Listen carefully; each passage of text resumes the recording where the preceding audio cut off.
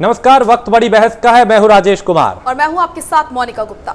Nirbhaya gangrape के बाद भी देश में बेटियों से दरिंदगी रुकने का नाम नहीं ले रही। जगह और नाम भले ही बदल जाएं, लेकिन बेटियों की हालत आज भी जस की तस है। 2012 में निर्भया के साथ गैंगरेप करने वाले दोषियों को तो फांसी की सजा मिल गई, लेकिन आज भी ऐसे लोग समाज में हर तरफ घूम रहे हैं जो कभी निर्भया तो कभी हाथरस की बेटी को अपनी हवस का शिकार बना रहे हैं। ऐसे लोगों का चेहरा जरूर बदला है, लेकिन महिलाओं को लेकर इनका चरित्र आज भी पहले जैसा ही है। शायद इसीलिए इन्हें कानून का भी कोई खौफ नहीं है। यही वजह है कि उत्तर प्रदेश के हाथरस में इन दरिंदों ने एक बेटी को अपना शिकार बनाया और दिल्ली के सफदरजंग अस्पताल में इस बेटी ने दम तोड़ दिया। दरिंदों ने न सिर्फ उस दलित युवती का बलात्कार किया, बल्कि उसकी रीढ़ की हड्डी भी तोड़ दी। यह घटना 14 सितंबर की है। हाथरस के एक गांव में आम दिनों की तरह उस दिन भी युवती जानवरों के लिए चारा लेने गई थी अपनी मां के साथ। उसे अंदाजा भी नहीं होगा कि वो दिन उसकी जिंदगी का कितना खौफनाक दिन होगा। तो ये आलम है जहां पे दावे बड़े बड़े किए जाते हैं महिलाओं की सुरक्षा के, बेटियों की सुरक्षा के, लेकिन हकीकत उससे कोसों दूर है। सियासत इस पे गरमाने लगी है। मायावती ने ट्वीट करके इस पर अपना गुस्सा भी जाहिर किया और सरकार को भी घेरा। अखिलेश ने ट्वीट किया, हाथरस की गैंगरेप दरिंदगी की शिकार एक बेबस दलित बेटी ने आखिरकार दम तोड़ दिया। नम आंखों से पुष्पांजलि। आज की असंवेदनशील सत्ता से अब कोई उम्मीद नहीं है। अखिलेश यादव का यह ट्वीट है।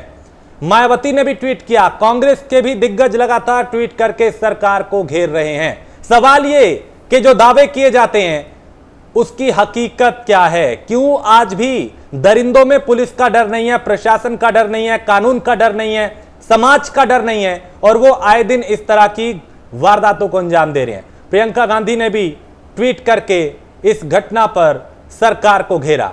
उन्होंने कहा कि लगातार कई इस तरह की घटनाएं हुई हैं जो यूपी की कानून व्यवस्था की पोल खोलती है। बिल्कुल, तो लगातार इस पर अब राजनीतिक गलियारे से प्रतिक्रिया भी आने लगी है और गुस्सा भी यहाँ पर कहीं ना कहीं दिख रहा है। भले ही ये घटना हाथरस में हुई हो, हाथरस की बेटी के साथ हुई हो, पर इस पर पूरा देश गुस्से में है और इस बच्ची के साथ इंसाफ की गुहार लगा रहा है कि इसके साथ इंसाफ होना चाहिए। ये पूरा मामला क्या है वो हम आपको बता रहे हैं। पीड़िता को गला दबाकर मारने की कोशिश की गई थी। दरिंदे चाहते थे कि वो उसी वक्त मर जाए। गंभीर हालत में पीड़िता को इलाज के लिए दिल्ली लाया गया था और दिल्ली में इलाज के दौरान पीड़िता ने दम तोड़ दिया। और अगर एक चीज और है, हमारे जो दर्शक इस वक्त अलग अलग प्लेटफॉर्म पे हमें देख रहे हैं, अगर उनके जहन में कोई सवाल है तो वो बकायदा अभी, क्योंकि हमारे साथ एक पैनल भी जुड़ेगा, वरिष्ठ पैनल होगा, उनसे आप सवाल पूछ सकते हैं। जो सत्ताधारी पार्टी है उनके भी प्रवक्ता होंगे, विपक्ष के भी होंगे, वरिष्ठ पत्रकार भी होंगे, और आपकी जहन में अगर कोई सवाल हो तो आप भी बेझिझक होकर पूछिएगा। मैं उस सवाल को आपके नाम के साथ उनसे पूछूंगा। आप जुड़े रहिए हमारे साथ, क्योंकि चर्चा इस पे होगी और सवाल भी पूछे जाएंगे। एक के बाद एक कई सवाल यहां पे उठ रहे हैं। बिल्कुल, इसी मुद्दे पर हम करेंगे चर्चा। भले ही हाथरस में हैवानियत की हुई हो, लेकिन गुस्से में आज पूरा देश है। हमारे साथ कुछ मेहमान भी जुड़ चुके हैं, उनसे आपका पहले ताल्लुक करा देते हैं। कपिल श्रीवास्तव हमारे साथ जुड़े हैं, प्रवक्ता हैं सपा के। शैलेंद्र तिवारी जुड़े हैं, प्रवक्ता है कांग्रेस के। संतोष द्विवेदी जुड़े हैं, पूर्व IAS हैं। और केसी जैन है, नेता बीजेपी के। सबसे पहले केसी जैन, मैं आपके पास आऊंगी। सरकार आपकी है और जिस तरीके से लगातार जो घटनाएं प्रदेश में हो रही हैं उनसे आप वाकिफ ही हैं। प्रदेश सरकार में जब आपकी सरकार आई थी, जब प्रदेश में बीजेपी सत्ता में आई थी, तब योगी जी ने कहा था कि अपराधी या तो प्रदेश छोड़ के चले जाएं या तो हम उन्हें छोड़ेंगे नहीं। अब आप देख रहे हैं छोटी छोटी बच्चियों के साथ क्या कुछ हो रहा है और किस तरीके से उनके साथ हैवानियत हो रही है। उनकी जीभ काटी जा रही है, रीढ़ की हड्डियां तोड़ी जा रही हैं। अब उस वायदे का क्या हुआ जो योगी सरकार ने किया था कि यूपी में बेटियां जो है अब सुरक्षित होंगी? क्या हुआ उस वादे का सर? मोनिका जी, अभी माननीय योगी आदित्यनाथ जी ने एक संदेश पास किया कि जो भी लोग इस तरीके के जघन्य अपराध में संलिप्त हैं, बहन बेटियों के साथ जो लोग छेड़छाड़ कर रहे हैं, 376 बलात्कार जैसे जुर्म के जो लोग मुलजिम हैं, उनके चौराहे चौराहे पर पोस्टर लगे। फिर क्या हुआ कि उनको जलील करने का और उनको सामाजिक रूप से सजा देने का जो एक न्यायिक प्रक्रिया है वो तो ही है, साथ ही साथ सामाजिक बहिष्कार, एक सामाजिक सजा देने का ऐलान माननीय योगी आदित्यनाथ जी ने किया, उसके बाद क्या हुआ, सामने कितने सारे लोग आ गए, विपक्षी दल आ गया, समाजवादी पार्टी आ गई, और भी पार्टियां आ गई कि नहीं ये गलत है, आप कैसे किसी को शर्मिंदगी कर सकते हैं, पहले सजा हो जाए, पहले ऐलान हो जाए, तब आप कुछ करिए। लोगों के अंदर डर और भय कैसे पैदा होगा? सर आप सत्ता में हैं, विपक्ष किस तरीके से आप पर दबाव बना रहा है, ये देखिए, ये सुनने के लिए मैं अभी यहाँ पर आज नहीं बैठी हूँ, क्योंकि मैं खुद एक महिला हूँ और मेरे अंदर खुद बहुत ज्यादा गुस्सा इस वक्त है, क्योंकि वो बच्ची जिसके साथ ये हैवानियत हुई है उसका जो दर्द है मैं उसकी कल्पना भी नहीं कर सकती हूँ सर। वो जो बेटी है ना, वो हाथरस की बेटी नहीं है, पूरे देश की बेटी है। मोनिका जी FIR तत्काल दर्ज करने के बाद में अपराधियों को गिरफ्तार कर लिया गया है। इस घटना के बाद माननीय योगी आदित्यनाथ जी ने 10 लाख रुपए की एक मरहम लगाने का, एक राहत राशि देने का भी काम किया है। जैन साहब मेरी बात सुनिए, सरकार ने, जैन साहब मेरी बात सुनिए, 10 लाख 5 लाख की बात मत कीजिए, पहले तो 2 शब्द आपके कम से कम निकलने चाहिए थे संवेदना के लिए, उस बेटी से माफी मांगने के लिए जिसको हम बचा नहीं पाए। आप पहले विपक्ष पे चल गए आके, आपको संवेदना प्रकट करनी चाहिए, हमें शर्म आनी चाहिए। अगर आज भी ऐसा हो रहा है तो हम सबके लिए डूब मरने वाली बात है ये। बिल्कुल बिल्कुल राजेश जी, देखिए ये बहुत ही दुखद घटना है, और ऐसी घटनाओं की भारतीय जनता पार्टी हमेशा से भर्त्सना करती आई है, और ऐसी घटनाओं को रोकने के लिए ही माननीय योगी आदित्यनाथ जी लगातार प्रयासरत है। वो चाहे 1090 को लेकर के हो, चाहे आप देखिए जो सौदे थे, सौदों को रोकने के लिए जो है एंटी रोमियो स्क्वाड चलाया गया हो, या अभी इस तरीके के जगत अपराधियों के पोस्टर लगाने की बात हो, चौराहे चौराहे पे उनके पोस्टर लगाने की बात हो, माननीय योगी आदित्यनाथ जी की सरकार ऐसे अपराधों को रोकने के लिए लगातार प्रयासरत है। हाँ, ये जो घटना हुई है बहुत शर्मनाक करने वाली घटना है। ठीक है राजेश जी, मैं इस बात को मानता हूँ, उसमें कोई जो है हमको कोई उसमें हिचक नहीं है। अगर इस घटना को शर्मनाक घटना आप कह रहे हैं, हम भी उसको स्वीकार करते हैं। हाँ। दर्दनाक घटना है सर। इस मामले में 10 दिन तक कोई गिरफ्तारी नहीं हुई थी, मेरी बात सुनिए, और 5 दिन बाद वहां पर उस बच्ची का बयान लेने गए थे प्रशासन के अधिकारी। कितनी घोर लापरवाही बरती जा रही है, कितनी असंवेदनशील यहाँ पर प्रशासन नजर आ रहा है। मोनिका जी, जिन भी अधिकारियों ने इस तरीके की अगर कहीं पे लापरवाही की है, घटना को लिपापोती करने का अगर प्रयास जिन लोगों ने शुरुआत में भी किया है, भले ही सारी चीजें खुल के सामने आ गई हैं, लेकिन अगर किसी ने इस तरीके की लिपापोती करने का प्रयास किया है तो उनके खिलाफ भी माननीय योगी आदित्यनाथ जी की सरकार कार्रवाई करेगी। कपिल श्रीवास्तव, उनके खिलाफ भी विधिक कार्रवाई होगी। कपिल श्रीवास्तव, ये कतई नहीं है, ठीक है, भारतीय जनता पार्टी की सरकार ने। कपिल श्रीवास्तव, आज एक शोक का दिन है हम सब के लिए, आज कम से कम राष्ट्रीय शोक का दिन है, शर्म आनी चाहिए हम सबको, जबकि सियासत की बजाय ये हो क्या रहा है सर प्रदेश में? बिल्कुल सही बात आप कह रहे हैं कि आज का जो मसला है वो बहुत ही संवेदनशील मसला है, और ये हमारी अपनी बहन बेटियों से जुड़ा हुआ है। समूचे देश के अंदर और विशेष करके उत्तर प्रदेश के अंदर जिस तरीके से लोगों के अंदर प्रवृत्तियां जन्म ले रही है, हाँ। और हमारी सरकारें उसको रोकने में नाकामयाब हैं, तो इस पर एक सोचनीय विषय है, इसमें कोई दो राय नहीं है। हम सारे लोगों को इस पर समझना चाहिए कि ये अति संवेदनशील मामला है, इसको कैसे रोका जाए। हाँ। लेकिन ये सबसे पहले अगर किसी की जिम्मेदारी होती है तो ये सरकार की होती है। देखिए अभी जैन साहब कह रहे थे, इनको शर्म नहीं आ रही थी कहते समय, आज भी ये अपने आप को बुलंदगी की सारी चीजें पेश कर रहे हैं। आपके सामने की घटना है, 14 सितंबर की ये घटना है, FIR डिलेट दर्ज की गई, उसके बाद 10 दिन के बाद गिरफ्तारी की गई, और ये दबंग लोग हैं जिनका साथ जो है इन्हीं के सत्ता के लोग, सत्तासीन लोग देते रहे। जैसा आप आदर्श क्रिएट करेंगे वैसा ही नीचे की तरफ आएगा। जब कुलदीप सिंह सेंगर जैसे बलात्कारी जो कि दोषसिद्ध हो चुके हैं इस समय, जब तक ये दोषसिद्ध नहीं हुए थे, भारतीय जनता पार्टी इनको कलेजे से सटाई हुई थी, महिमा मंडित करने का काम कर रही थी, और दूसरे तरफ से सेंगर साहब उस बिटिया के पूरे परिवार को की हत्या के लिए सफाया करने में उतारू थे और लगे हुए थे, उन्होंने किया है।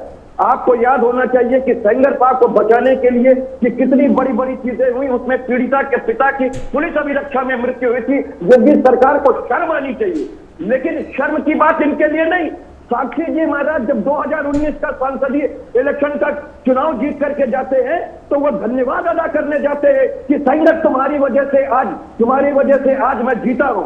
एक सांसद जाता है जेल के अंदर मिलने के लिए, ये इनके लिए बड़ी शर्म की बात है। आप एक बात को याद कीजिए, इनके पार्टी में एमजे अकबर साहब जो कि मीटू वाले में 20 पत्रकार महिलाओं ने उन पर बलात्कार का आरोप लगाया था। और गजब की बात देखिए कि प्रधानमंत्री जी ने मंत्री समूह का गठन किया था उसकी जांच के लिए, कोई रिपोर्ट नहीं आई। प्रधानमंत्री जी ने धीरे से वो सारी चीजें सरकार दी।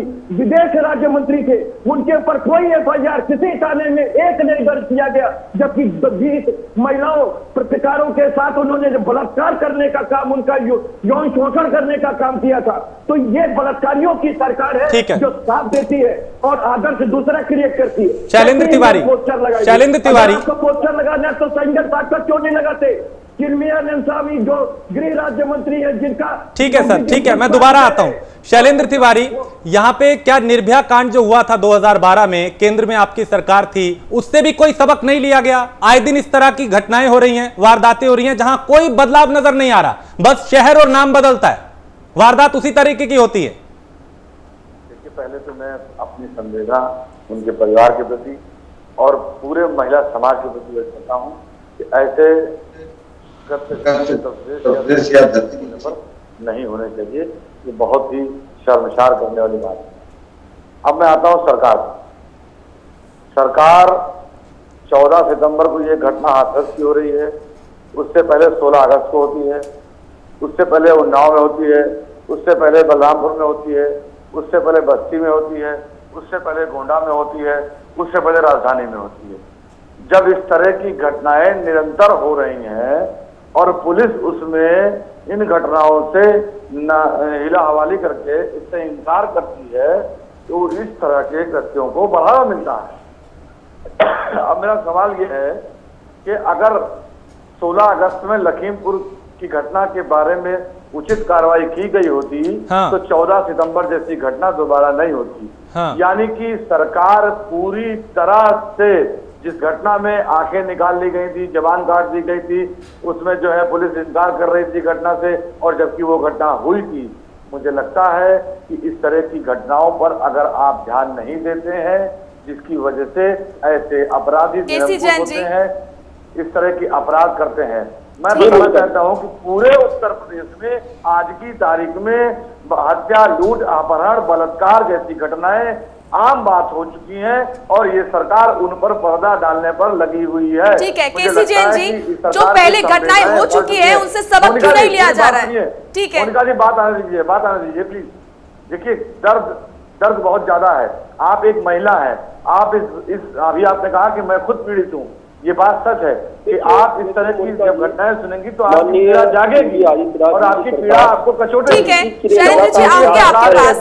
ठीक है शैलेंद्र जी, केसी जैन जी, आज ये नारा शैलेंद्र जी आऊंगे आपके पास। ठीक है, घटनाएं पूरी तरह से बढ़ती जा रही है। ठीक है सरकार केसी जैन जी, जो घटनाएं पहले हो चुकी है उनसे सबक क्यों नहीं लिया जाता है? अपराधियों पर आपकी सरकार का असर क्यों नहीं है? और वो दिख रहा है, लगातार ऐसी घटनाएं हो रही हैं, लगातार एक के बाद एक ऐसी घटनाएं हो रही हैं, क्यों नहीं असर है आपका अपराधियों पर? क्या सिर्फ बोले मात्र के लिए है? माननीय योगी आदित्यनाथ जी की सरकार आने के बाद जो जब इनकाउंटर हुए, जो जघन्य अपराधी थे और जब मुठभेड़ें हुई और 1000 से ज्यादा मुठभेड़ें हुई, जिनमें से 100 से ज्यादा दुर्दांत अपराधी मारे गए, जो 100 और वो ऐसे दुर्दांत अपराधी थे जिनके ऊपर इनाम था, जो लूट, डकैती, बलात्कार, हत्या, चिरैती ऐसे जघन्य अपराधों में वो लोग संलिप्त थे। तो तब क्या हुआ, यही जो है समाजवादी पार्टी, यही कांग्रेस सामने आती है और कहती है कि आप इनकाउंटर क्यों कर रहे हैं, आप उनको जेल भेजिए। और उनको अभी तक जो लगभग 2000 ऐसे मामले थे जिनमें एनवीडब्ल्यू जारी था, बाकायदा सरकार बाकायदा न्यायालय से एनवीडब्ल्यू जारी था। पिछली सरकार में उनके खिलाफ एनवीडब्ल्यू जारी हुआ, लेकिन वो गिरफ्तार नहीं हुए, जेल नहीं गए। और उन लोगों को गिरफ्तार करके जेल भेजने का काम इसी भारतीय जनता पार्टी की सरकार ने नहीं इस पे केसी जैन पर्दादारी जी, नहीं अभी तक आपने जो भी बोला ना वो संतोषजनक नहीं है।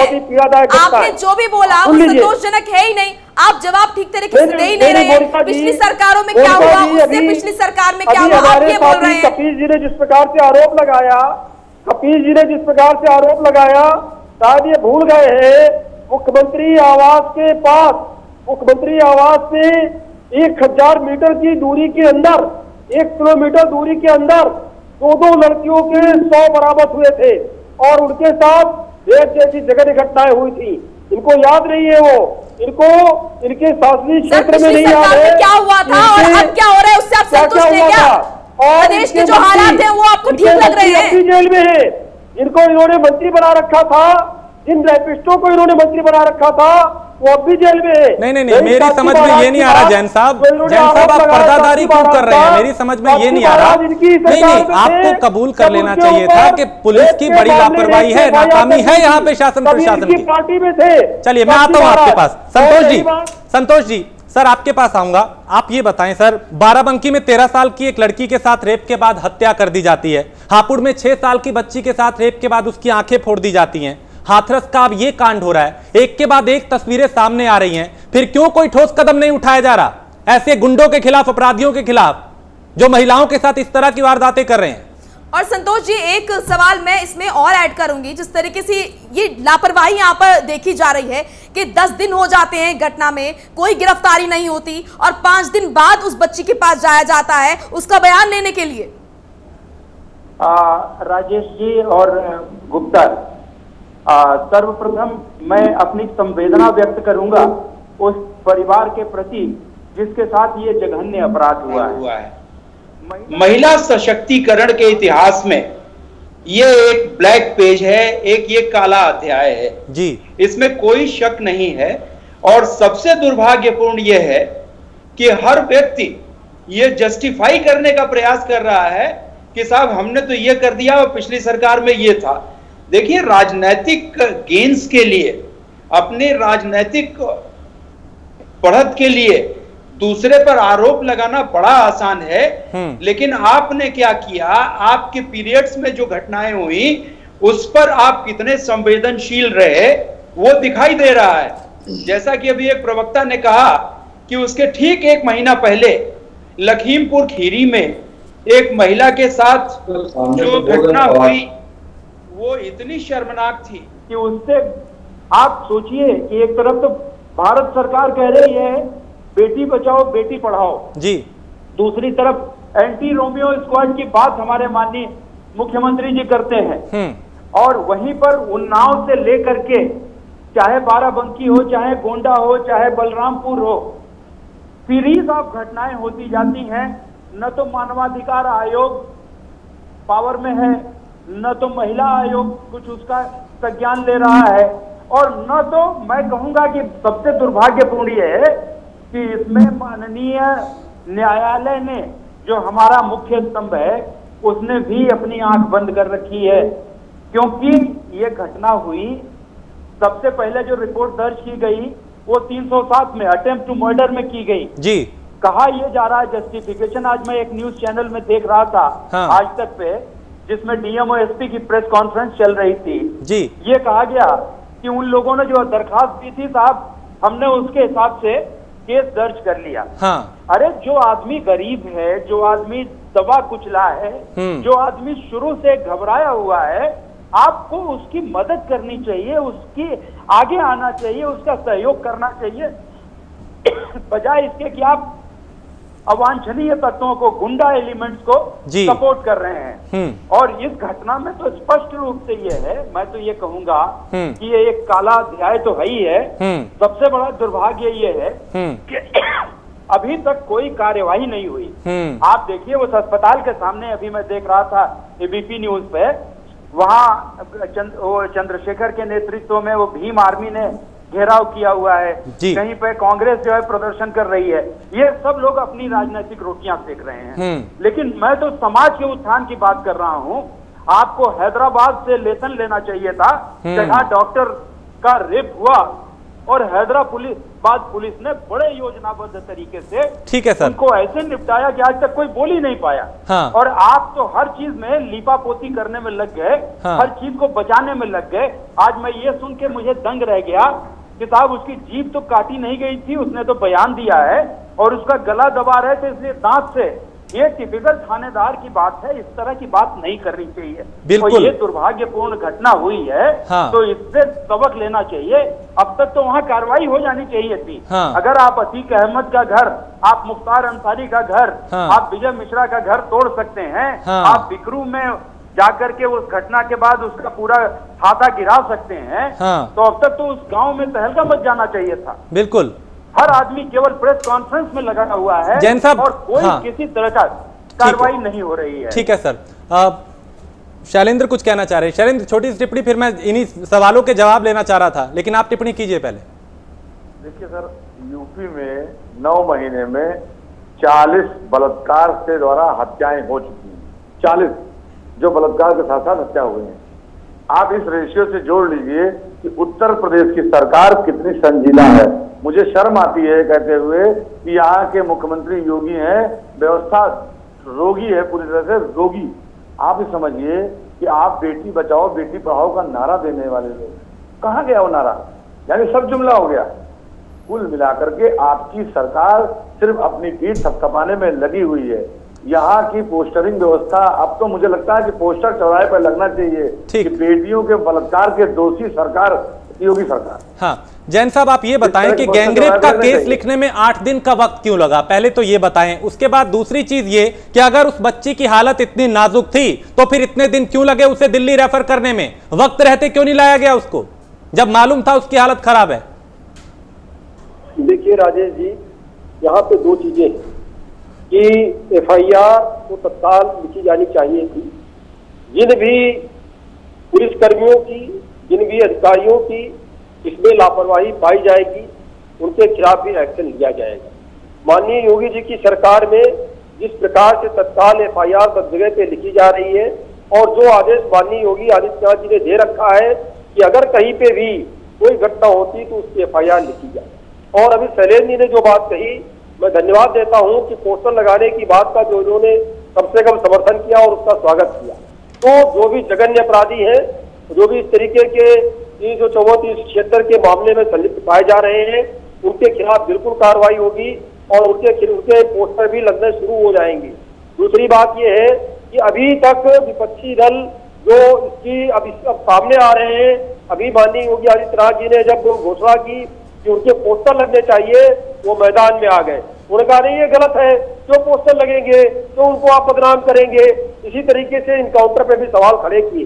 तो लॉ एंड ऑर्डर को मेंटेन करने के लिए अगर जो अपराधी हैं, जिनके खिलाफ एनबीडब्ल्यू जारी है, जिनके खिलाफ लगातार उनके खिलाफ इनाम जारी है, इनाम जारी होने के बाद वो सरेंडर नहीं कर रहे हैं बल्कि पुलिस के ऊपर हमला कर रहे हैं, जवाबी कार्रवाई में मुठभेड़ में अगर वो मारे जाते हैं, ठीक है केसी जैन जी सुनिए, सबसे पहले आपको सरकार के साथ में खड़ा होना चाहिए। ठीक है केसी जैन जी, अभी हालात ये हैं कि जिस परिवार के साथ ये घटना हुई है वो परिवार अभी डर के साए में है। उस पिता का कहना है कि हमें डर लग रहा है, वो लोग बहुत ज्यादा शक्तिशाली हैं, हमें अभी डर लग रहा है, हमारे साथ ये सब हो गया है। उस बच्ची की पिता, इससे पहले उस बच्ची का जब रेप हुआ, इससे पहले उस बच्ची की पिता की उंगलियां तक काटी गई उन्हीं दबंगों द्वारा।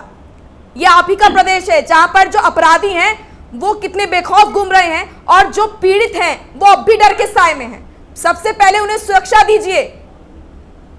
ये दुर्भाग्य की बात है कि वो डरे हुए हैं। आपका जो प्रश्न आया है मोनिका जी, आपने बहुत ही बड़ा प्रश्न उठाया है। अगर इस तरीके की घटना है, मतलब कुल मिला के अगर उनके परिवार को डर और भय लग रहा है, बिल्कुल पूरी सहायता की जाएगी और सरकार पीड़ित परिवार के साथ में दीजिए, बहुत जरूरी है। बिल्कुल ऐसे परिवार को बिल्कुल सुरक्षा मुहैया कराएगी। कपिल श्रीवास्तव, उनको सुरक्षा दी जाएगी। सुना आपने सर, चीजों की आवश्यकता, वारदात हुई है, कार्रवाई की जाएगी। जहां पुलिसकर्मियों ने लापरवाही की उन्हें बख्शा नहीं जाएगा। वही एक रटा रटाया जो जवाब है वो हमें मिल चुका है। आप देखिए, अगर विकास दुबे का इनकाउंटर होता है, विकास दुबे मुठभेड़ में मारा जाता है, हाँ। तो वहाँ पे जातिवाद क्यों उभर के सामने आ जाता है? नहीं, डाइवर्ट मत करिए मुद्दे को, उस तरफ मत जाइए। जातिवाद का आज मामला नहीं है, विकास दुबे का मामला नहीं है। कपिल श्रीवास्तव, हम तो परशुराम की मूर्ति लगवाएंगे। केसी जैन साहब को कहते शर्म नहीं आ रही है, कहते ब्राह्मण विरोधी सरकार है, यही समाजवादी पार्टी है, सरकार को भी यही समाजवादी कि पार्टी बहन है, बेटियों की इज्जत नीलाम हो रही है उत्तर प्रदेश के अंदर, और ये बैठ करके पीठ फोड़ने का काम कर रहे हैं।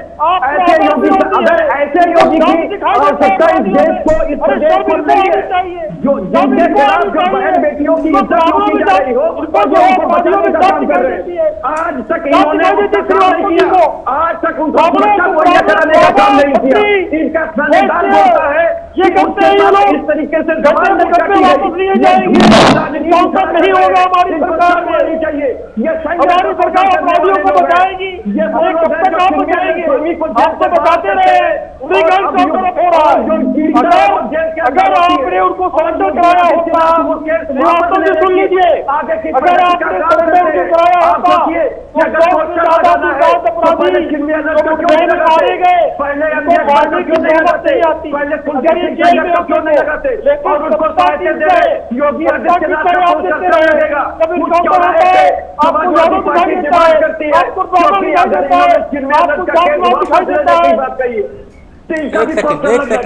एक सेकंड संतोष जी, ये सत्ता पक्ष और विपक्ष हैं। यहां जरूरत इस बात की थी कि जो हैवानियत हुई है, जो कलंक उत्तर प्रदेश पे लगा है, इंसानियत पे लगा है, उसे धोने की बात हो। बस कम से कम जो फास्ट ट्रैक कोर्ट की बात हो कि जल्द से जल्द, ताकि जो दोषी है उनको फांसी की सजा या सख्त से सख्त सजा हो। उस तरफ कोई नहीं जा रहा, सिर्फ पर्दादारी हो रही है, आरोप प्रत्यारोप का दौर हो रहा है। सर, ये दाग कैसे धुलेगा जो आज इंसानियत और उत्तर प्रदेश पे लगा है? ये राजेश जी, बड़ा दुर्भाग्य है हमारा कि हम लोग सदैव जब इस प्रकार की घटनाएं होती हैं, जब ये सरकार बनी तो आपको याद होगा उन्नाव में इससे भी एक संगीन घटना हुई थी और महीनों लग गए ये आइडेंटिफाई करने में कि वो विधायक जी जो उस समय सत्ता पक्ष के थे, जो उसमें डायरेक्टली इन्वॉल्व थे, वो कैसे उनको घेरा जाए। और आज वो जेल की सलाखों के पीछे हैं क्योंकि सीबीआई ने जांच किया। अगर स्थानीय जांच होती तो कदाचित वो इसका फायदा उठा के निकल गए होते। आप देख लीजिए, 40 घटनाएं अभी कांग्रेस के प्रवक्ता ने बताई। मैं 40 नहीं, मैं कहता हूं 4 उदाहरण के लिए घटनाएं ले लीजिए और कितनी प्रभावी कार्यवाही हुई, कितने केसेस को आप चार्जशीट बनाए, कितने केसेस को फास्ट ट्रैक कोर्ट में ले गए, तो पता लगता कि हम कार्रवाई कोई कर रहे हैं। यहाँ तो प्रेस कॉन्फ्रेंस करके कह देते हैं कि साहब जो भी दोषी होगा बख्शा नहीं जाएगा। और इसीलिए ये घटनाएं बढ़ रही हैं, ये प्रवृत्ति जो है वो राइज पे है, बढ़ने की ओर है। संतोष जी, कमी आपको क्या लगता है कि आखिर कमी जो है वो कहां पर नजर आ रही है? क्यों इस तरह के जो मामले हैं वो बढ़ रहे हैं? लगातार एक के बाद एक हम ऐसे मामले देखते हैं और हैवानियत के साथ देखते हैं, और जो भी सरकारें आती हैं वो यही कहती हैं कि अब अपराध को खत्म किया जाएगा, लेकिन ऐसा होता नहीं है। इसकी जड़ क्या समझे हम? इसकी जड़ जो है वो देखिए, माफिया प्रशासन गठजोड़ है, एक नेक्सस बना हुआ है जो पूर्ववर्ती सरकारों के समय से चलता आ रहा है। और ये माफियाज को जो ऑर्गेनाइज्ड क्राइम इस तरह का करते हैं, उनको पता है कि हमको पॉलिटिकल पैटर्नेज है, हमको पॉलिटिकल प्रोटेक्शन है, हम अपनी एलिबाई बना के बच जाएंगे। और अभी तक केवल अगर निर्भया का केस देख लीजिए, जो पूरा भारत जिसको देख रहा था, उसको माइनस कर दीजिए तो कोई भी महत्वपूर्ण घटना बता दीजिए जिसमें इस प्रकार का नारी उत्पीड़न हुआ हो, बलात्कार की घटना हुई हो, उसकी हत्या कर दी गई हो और किसी भी दोषी को फांसी के फंदे तक ले जाया गया हो।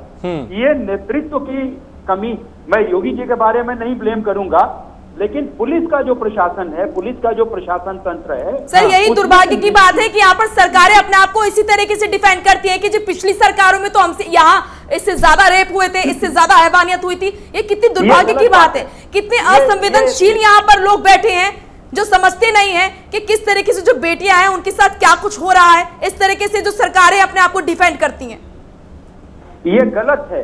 हम ये कह करके कि फला करप्ट था इसलिए हम भी करप्शन में आएंगे, ये अगर प्रवृत्ति होगी तो हम निश्चित रूप से एक अच्छा सुशासन नहीं दे सकते हैं। और अब की स्थिति यही हो रही है कि जो पुलिस का नेतृत्व है, आज तो मैं देख रहा था डीएम-एसपी की ज्वाइंट मीटिंग हो रही थी। ये लॉ एंड ऑर्डर का इशू नहीं है, ये प्योरली क्राइम का इशू है, सीआरपीसी का और आईपीसी का इशू है। इस पर तो पुलिस के जो मुखिया हैं, वहाँ के एसपी हैं, हाँ। जो वहाँ के डीआईजी हैं, ठीक है अभी सर। तक तो यहाँ से एडीजी वगैरह को पहुंच जाना चाहिए था जी। और सिचुएशन को कंट्रोल करने की तैयारी कर लेनी चाहिए थी कि हम सर क्या यही क्या दिक्कत कार्रवाई है कि करने- शुरू से ही इस मामले को प्रशासन ने गंभीरता से नहीं लिया। शैलेंद्र, आप कुछ कहना चाह रहे हैं? देखिए, मैं एक बात कह रहा था भाई साहब, जिस प्रदेश के डीजीपी कहते हैं कि नौजवानों से पूछिए बलात्कार क्यों कर रहे हैं, आप अकेले में मिलिए तो हम आपको बताते हैं इसका मनोवैज्ञानिक ज्ञान। वो अगर इतनी ही जो है संजीदगी से कार्रवाई करें, जिस संजीदगी से वो उसमें मनोवैज्ञानिक ज्ञान देने की बात कर रहे हैं, तो मुझे लगता है कि इस तरह की घटनाएं ना हो। जैसे कि अभी बताया कि इसमें पुलिस का रवैया है, मुझे लगता है कि इस प्रदेश की सरकार की प्रायोरिटी जो है वो सिर्फ हिंदू मुसलमान तंज कसना है। उसके अलावा महिलाएं हुई, नौजवान हुए, बेरोजगार हुए या कानून व्यवस्था से जुड़ी चीजें हुई, उन पर इस सरकार का कोई भी रुख सख्त नहीं है।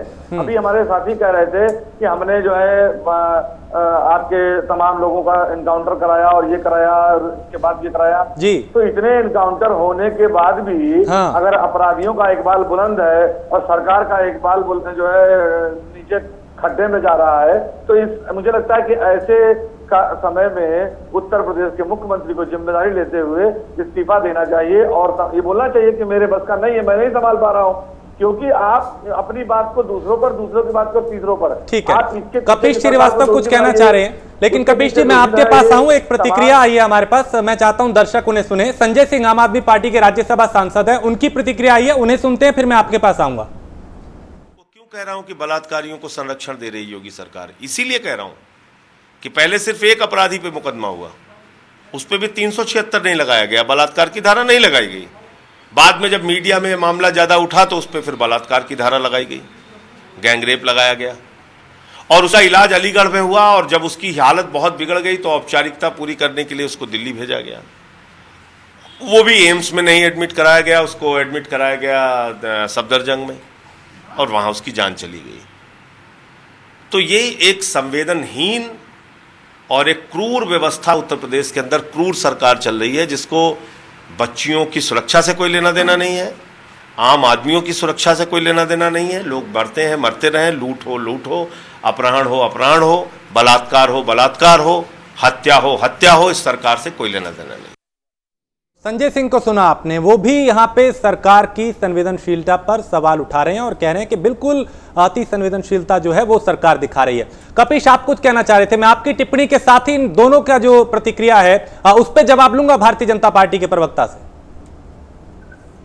राजेश भाई, बहुत सीधी सी बात यह है कि जो वर्तमान सरकार होती है उसको ये सोचना चाहिए कि जब आप 2017 में वादा करके आए कि हम अपराध के प्रति, हम भ्रष्टाचार के प्रति और हम आर्थिक अपराध के प्रति जीरो टॉलरेंस की नीति रखेंगे, लेकिन 2018 की जो एनसीआरबी के रिकॉर्ड्स आए उसमें महिला के यौन उत्पीड़न के मामले में ये पहले से कहीं ज्यादा हुए, ये अपहरण का केस हुआ या हत्या का केस हुआ पहले से कहीं ज्यादा हुआ और 35% की अभिवृद्धि तो आर्थिक अपराधों में हुई। मैं दूसरी बात एक बात कहना चाहता हूँ, आंकड़े ही प्रकाश में लाते हैं।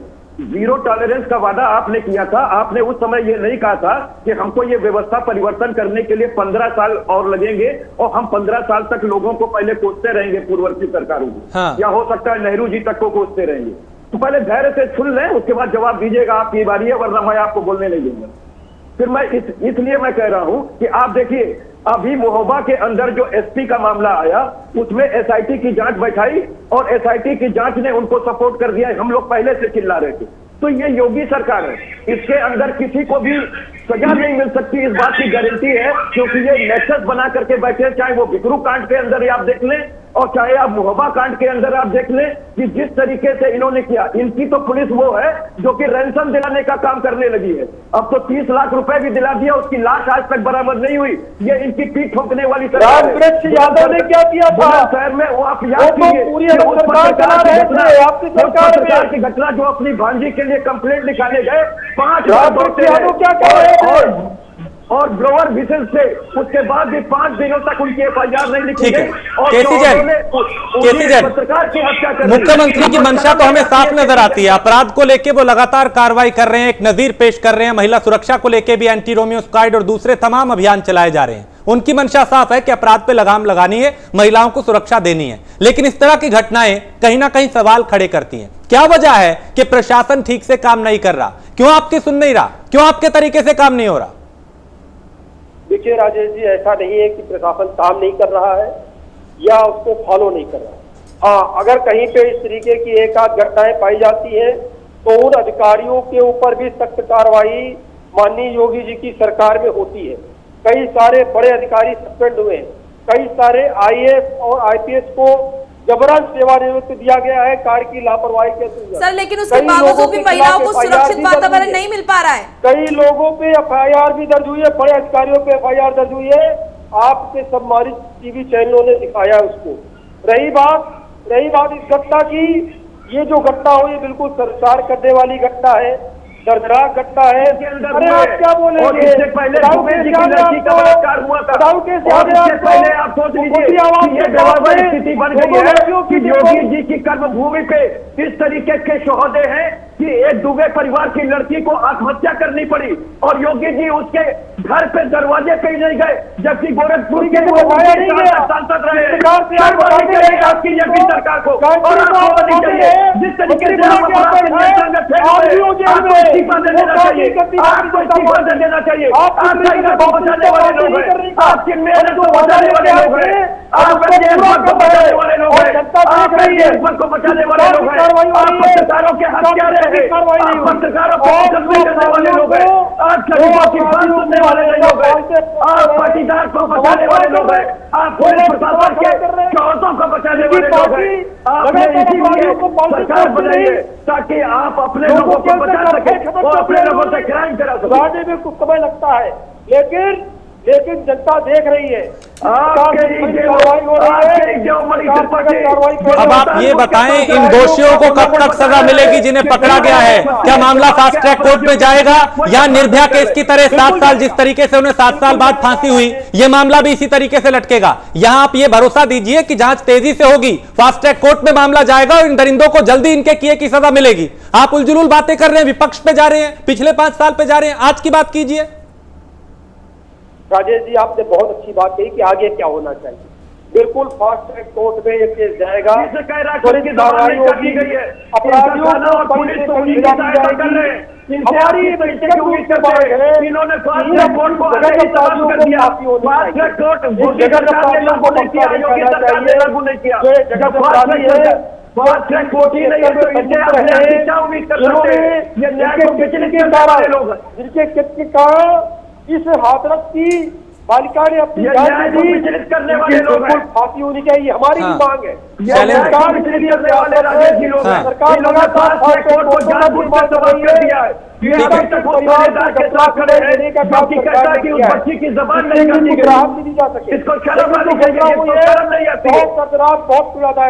शैलेंद्र तिवारी, मामला फास्ट ट्रैक कोर्ट में जाना चाहिए, जल्द से जल्द इन दोषियों को इनके किए की सजा मिलनी चाहिए, सीधी सी बात है। कोई राजनीति होनी चाहिए, कोई तूतू मैं नहीं, कोई आरोप प्रत्यारोप नहीं। शैलेंद्र जी, क्या अब समय नहीं आ गया कि इस मुद्दे पर, महिलाओं की सुरक्षा के मुद्दे पर अब राजनीति ना करके सबको एक साथ खड़े होने की जरूरत है? मैं तो कहता हूं कि इस केस में सुनवाई 24 घंटे में करके सरकार को अपना इकबाल दिखाना चाहिए, अगर सरकार वास्तव में अपना इकबाल साबित करना चाहती है तो। और अगर वो नहीं कर पाती है तो नैतिकता के आधार पर उनको कुर्सी पर बने रहने का कोई भी अधिकार नहीं है।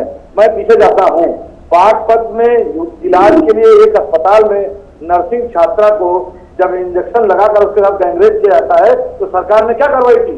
कोई कार्रवाई नहीं की है। ये सरकार की नपुंसकता ही आज यहाँ पहुंची हुई है, सरकार की लापरवाही की वजह से आज हम यहाँ पहुंचे हुए हैं, नहीं तो ऐसी स्थिति ना होती। सख्त से सख्त कार्रवाई करनी चाहिए। मैं कहता हूं कि आज की तारीख में ये स्थिति ना होती और लोगों को शर्म नहीं आती है, जो लोग बात करते हैं, बहस कर रहे हैं, जिला कर रहे हैं, मैं कहता हूं कि 48 घंटे भी नहीं बीतने चाहिए, 24 घंटे के अंदर सरकार को अपना अगर इकबाल बुलंद दिखाना है, सरकार को बताना है कि हमने एनकाउंटर किए, ऐसा किया वैसा किया, हमारा खाली मुंह से बातें करनी बंद करनी है, तो 24 घंटे के अंदर इस मामले में कार्रवाई होती दिखनी चाहिए, ना कि जो है चीजें दिखना जो है केवल और केवल जुम्मेवारी में रहनी चाहिए। आप समझिए, ये बहुत गंभीर मामला है। आप महिला के तौर पर यहाँ बैठी हुई है, आपका मन मसोड़ गया होगा कि इस तरह की घटनाएं हो रही है, मैं कहाँ सुरक्षित हूँ? आप सोचिए, हम खुद अपने आप में शर्मसार है कि किस तरह की चीजें हो रही हैं, किस तरह के अपराधी पलपोस पड़ रहे हैं इस सरकार में। ठीक है शैलेंद्र जी।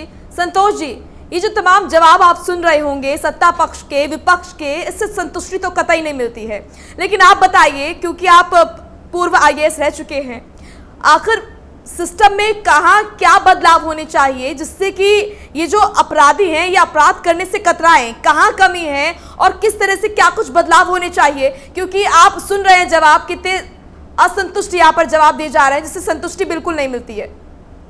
देखिए, 2-3 चीजें हैं इसमें।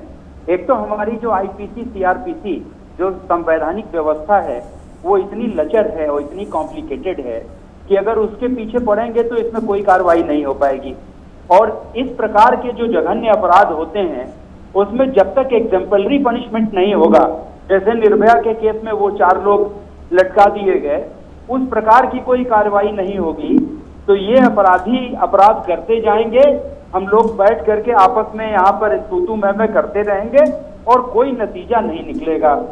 आवश्यकता इस बात की है कि मैं भाजपा के प्रवक्ता के माध्यम से उत्तर प्रदेश सरकार से अनुरोध करूंगा कि वो 5 इस प्रकार के जघन्य अपराध जो हुए हैं रेप और मर्डर के, उनको छांट लें, शॉर्टलिस्ट कर लें, एक टीम बना दें जैसे SIT बनाते हैं, कि जो उसको केवल परसू करे, केवल फॉलो करे कि उसकी प्रक्रिया जो है चार्जशीट लगने की वो समयबद्ध तरीके से हो जाए और फास्ट ट्रैक कोर्ट में पहुंच जाए और इतनी प्रभावी पैरवी हो कि उन केसेस में जो ये अपराधी हैं, जो बिहाइंड बार्स हैं, उनकी सजा हो। और साथ में ये भी पैरवी हो कि जो लोग पकड़े जाते हैं इनकी जमानत इतनी आसानी से हो जाती है, इतनी लैकुना पुलिस पैसे लेके कर देती है कि आपको ताज्जुब होगा कि वो निश्चिंत रहते हैं कि अच्छा आप जितना चाहे भाषण कर लीजिए, जितनी चाहे कार्रवाई कर लीजिए, मैं तो बेल पे आ जाऊंगा और फिर जो है 20 साल मुकदमा चलेगा, हम आराम से बैठेंगे, जिसके यहाँ जो होना था वो हो गया। इसलिए इसमें जो फौरी कार्रवाई की आवश्यकता है, इसमें जब तक ये इमीडिएट एक्शन नहीं होगा, ये अपराधी जो होते हैं वो बड़े घिसे हुए होते हैं, बड़े थिक स्किन्ड होते हैं, इन पे कोई असर नहीं पड़ेगा। इनको ये मालूम है कि वो इसको मैनेज कर लेंगे अपने नेक्सस से। ठीक है। और ऐसी स्थिति में इसमें आवश्यकता है कि एक स्पेशल टीम बना के सरकार के स्तर पे इन केसेस को परसू किया जाए और समयबद्ध तरीके से इनकी चार्जशीट इत्यादि सक्षम न्यायालय में दाखिल। बिल्कुल, बहुत सही बात कही सर, ये होना चाहिए और तेजी के साथ होना चाहिए ताकि एक नजीर बने वक्त रहते। कपिल श्रीवास्तव, आप टिप्पणी करना चाह रहे हैं? जी, मैं इसलिए टिप्पणी करना चाहता हूं कि मैंने इन सब चीजों को बहुत करीब से देखा, क्योंकि मैं बिन एडवोकेट मैंने जो चीजें महसूस किया, इस समय प्रवक्ता पद से हट करके मैं बात कर रहा हूं। जी देखिए, IPC और CRPC में कोई ऐसी दिक्कत नहीं है, वो जैसे है वो सही है।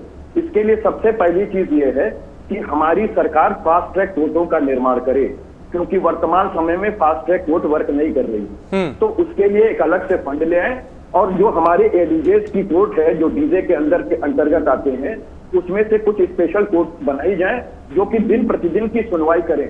जैसे अभी क्या होता है कि अगर आप किसी मुद्दे पे वादी जो होता है वो अगर हाईकोर्ट चला जाता है तो वो ऑर्डर अगर लेके आता है तो उसमें आ जाता है कि 6 महीने के अंदर इसका निस्तारण कर दिया जाए। ठीक उसी तर्ज पे जो फास्ट ट्रैक कोर्ट की स्थिति है, अगर सरकार स्थापित करती है तो जल्दी से जल्दी, क्योंकि देखिए जितना विलंब होगा न्याय उतना ही विफल हो जाता है। ये एकदम प्राकृतिक न्याय का सिद्धांत है।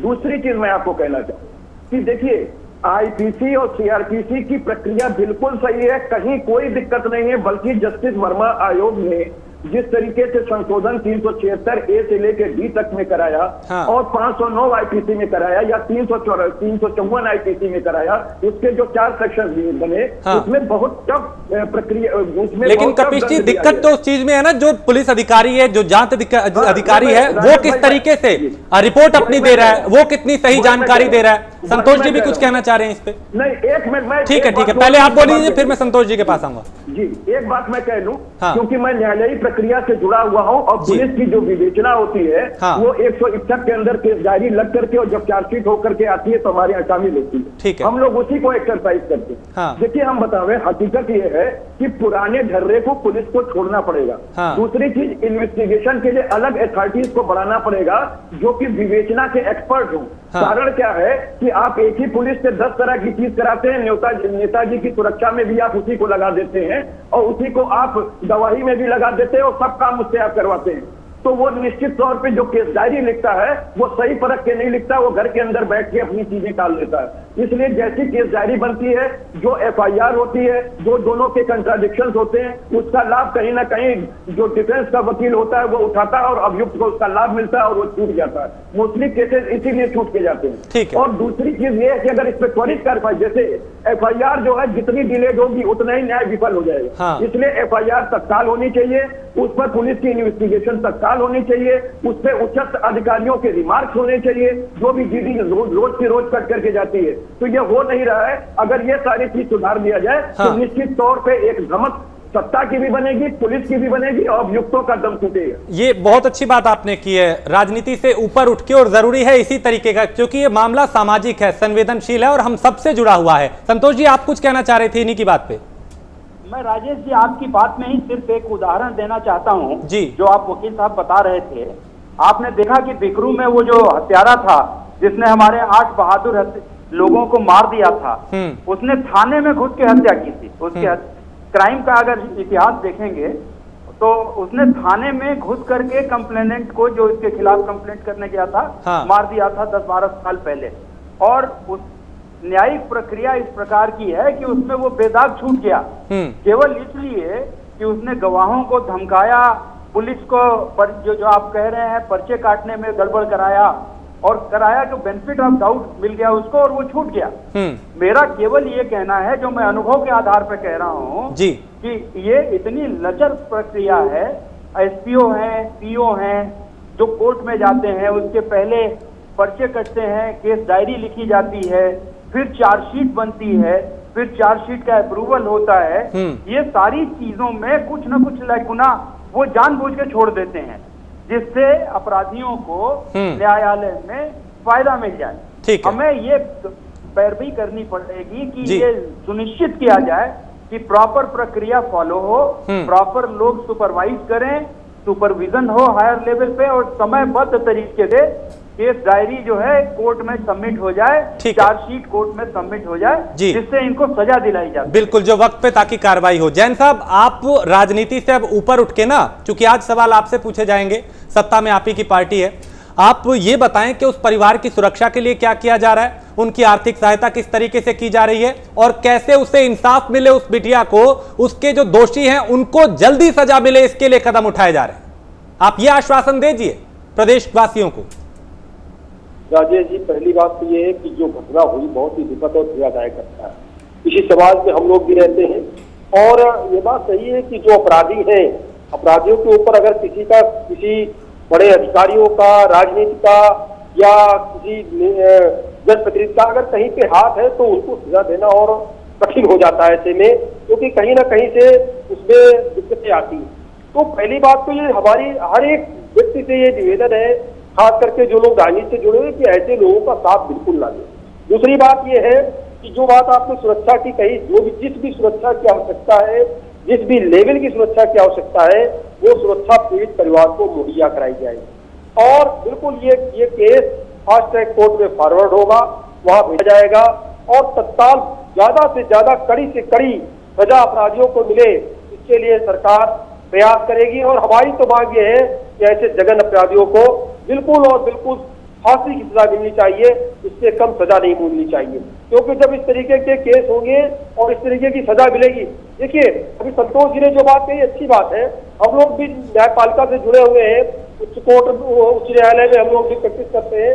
ऐसा नहीं है कि सजा नहीं हो रही है, सजा भी इस समय हमने देखा है बहुत से मामलों में, जो अब तक 10-10 साल से 15-15 साल से मामले पेंडिंग थे, बहुत सारी सजा न्यायालय दे रहा है और लोगों के अंदर डर और भय भी कायम हो रहा है। लेकिन साथ ही साथ समाज को भी, समाज में जो लोग हैं उनको भी कहीं ना कहीं ऐसे लोगों का बहिष्कार करना पड़ेगा। और इसी बहिष्कार के लिए अगर योगी सरकार एक नीति लेकर के आती है, माननीय योगी जी एक नीति लेके आती है कि ऐसे लोगों के पोस्टर चौराहे चौराहे पे लगेंगे, इनको, जिससे कि समाज इनका काला चेहरा उजागर होकर सामने आ पावे। केसी जैन जी, राजनीति नहीं होनी चाहिए, देख रहे होंगे कि विपक्ष की राजनीति नहीं होनी चाहिए।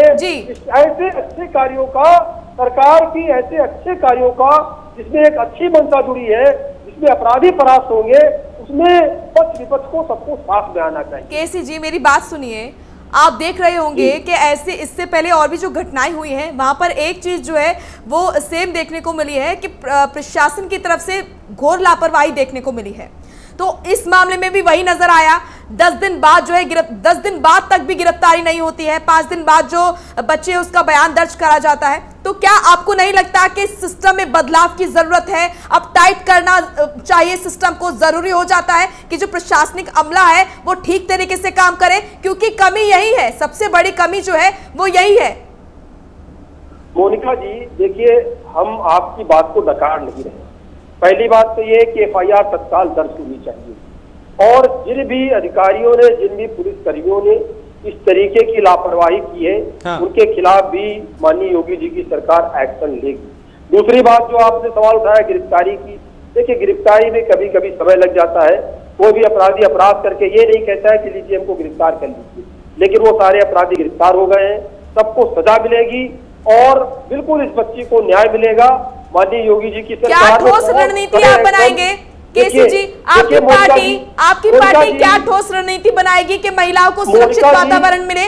मैं दिल्ली से ऑफिस नोएडा आती हूँ, मुझे भी जब शाम हो जाती है, जब अंधेरा हो जाता है, तो मुझे खुद को भी डर लगता है निकलने में। कैसे सुरक्षित वातावरण उपलब्ध कराएंगे बेटियों को? नहीं मोनिका जी, बिल्कुल डरने की आवश्यकता है।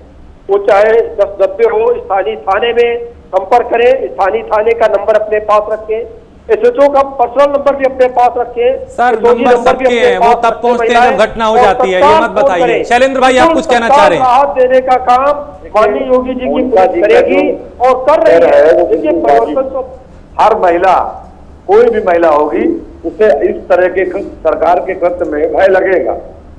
और जो नंबर की बात हो रही है, आज तक का उत्तर प्रदेश की पुलिस का इतिहास है कि वो घटना के बाद ही पहुंचती है। कुल मिलाकर के मैं ये कहना चाहता हूं कि आप 24 घंटे के अंदर, मैं यहाँ चैलेंज करता हूं कि योगी सरकार अगर 24 घंटे के अंदर इस पर निर्णय नहीं लेती है, इस पर कार्रवाई नहीं करती है, तो ये मान के चला जाएगा कि कार्रवाई जो है ऐसे अपराधियों के पक्ष में सरकार बैठी हुई है। योगी सरकार कहीं न कहीं निकृष्टता में शामिल है, क्योंकि ऐसे अपराध यूपी में 9 महीने में 40 हत्याएं बलात्कार के साथ हुई है। क्या समझे आप? क्या रेशियो है, क्या रेट जा रहा है? भेजा जाएगा मिलाकर के ये सरकार सिर्फ लगी हुई है, परिवार को कभी पोस्टर की बात करती है, कभी किसी की बात करती है, कभी किसी की बात करती है। सुरक्षा भी परिवार को पूरी सुरक्षा दी जाएगी, जनता को न्याय देने से विफल हो रही है, और ये योगी की पुलिस का इकबाल खत्म हो चुका है। ठीक है, कपीश जी आप कुछ कहना चाह रहे हैं, फिर फाइनल कमेंट मैं संतोष जी से लूंगा। कपीश जी। जी मैं ये कहना चाह रहा हूं कि देखिए, अगर कोई वाकई सरकार चाहे तो क्राइम को बहुत हद तक रोक सकती है। मैं ये दावा नहीं करूंगा कि 0% क्राइम हो जाएगा, वो ये लोग कर सकते हैं, लेकिन हकीकत यह है कि क्राइम को बहुत हद तक कमांड किया जा सकता है। उसके लिए बेहतर पुलिसिंग व्यवस्था की आवश्यकता है। जो हमारी पुलिस एक्ट बनी हुई है उसमें संशोधन की आवश्यकता है, जिसमें अभी योगी सरकार ने उनकी ट्रेनिंग का समय कम कर दिया। इसको बढ़ाने की आवश्यकता है कि आप ट्रेनिंग का पीरियड भी बढ़ाएं, और एक उनको मानसिक तरीके से उच्च पुलिसिंग की जरूरत है कि आप उनको बतावें कि किस तरीके से आप कमांडिंग कर सकते हैं। और एक चीज और, जब देखिए CRPC में स्पष्ट है कि जो भी संज्ञेय मामले होते हैं और वो मामले की इन्वेस्टिगेशन 3 महीने के अंदर पूरी करके चार्जशीट भेज देनी चाहिए, वरना जो अभियुक्त होता है वो बेल पाने का मुस्तहक हो जाता है। ये हमारे एकदम स्पष्ट नियम है।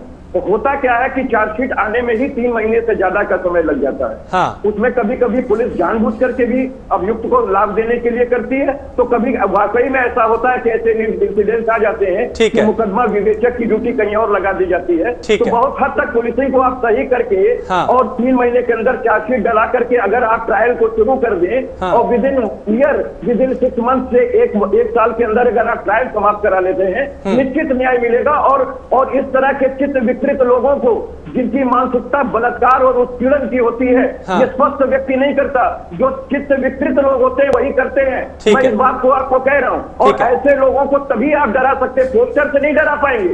पोस्टर जो आप लगा रहे हैं अगर उनके लिए कुछ अलग रणनीति बनानी होगी। संतोष जी, वक्त की भी कमी है। ठीक है कपिश जी। संतोष जी, आप ये बताएं आखिरी कमेंट, चूंकि सत्ता पक्ष भी है, विपक्ष भी है और तमाम लोग इस वक्त आपको देख रहे हैं, आप बताएं कि ऐसे उसमें क्या होना चाहिए, क्योंकि पुलिस के ऊपर से भरोसा तो लगातार उठ रहा है, पुलिस की कार्यप्रणाली जो है वो कई दफा सवालों के घेरे में रही है, यहां पर भी है, तो क्या किया जाए जो भरोसा भी कायम हो और लोगों को इंसाफ भी मिले? देखिए राजेश, इसको गंभीरता से देखना पड़ेगा और इसमें जाति, धर्म, पार्टी पॉलिटिक्स से ऊपर उठ करके सबको एक दृष्टि से देखना पड़ेगा। और इस प्रकार के जो आपराधिक तत्व हैं, जैसा कि अभी श्रीवास्तव जी कह रहे थे, उनके खिलाफ एक बहुत सोच समझ करके, बहुत ही ऑर्गेनाइज तरीके से सुपरविजन करके, बजाय इसके कि हम चाहे वो डीजीपी हो, एडीजीपी लॉ एंड ऑर्डर हो या डीआईजी, आईजी हो, मैं ये देख रहा हूँ they are more interested in press conferences. उसको छोड़ करके प्रॉपर सुपरविजन हो कि कब पर्चा कटा, कब सीडी में आए, कब जो है कार्रवाई हो रही है, कब चार्जशीट सबमिट हुई, कब जीडी की कॉपी चली गई, ताकि अपराधियों को कोर्ट में किसी प्रकार का संरक्षण न मिलने पावे और समयबद्ध तरीके से उनकी सजा सुनिश्चित हो सके। बिल्कुल, तभी सर एक भरोसा कायम होगा जी, तभी एक भरोसा कायम होगा और तभी शायद वक्त पे लोगों को इंसाफ मिले। और ऐसा ना हो, हमारी तो एक कोशिश है कि इस तरह की घटना दोबारा कम से कम भविष्य में ना हो। बहुत शुक्रिया संतोष द्विवेदी, शैलेंद्र तिवारी, कपिश श्रीवास्तव, केसी जैन, आप सभी का बहुत शुक्रिया। कई सवाल थे जिनके जवाब हमें मिले, लेकिन कई सवाल अभी ऐसे हैं जिनके जवाब आना बाकी है। और बड़ी बात यह कि महिलाएं आखिर सुरक्षित कब होंगी। बिल्कुल, चलिए फिलहाल रुकने एक छोटे से ब्रेक के लिए, फोन लौटेंगे।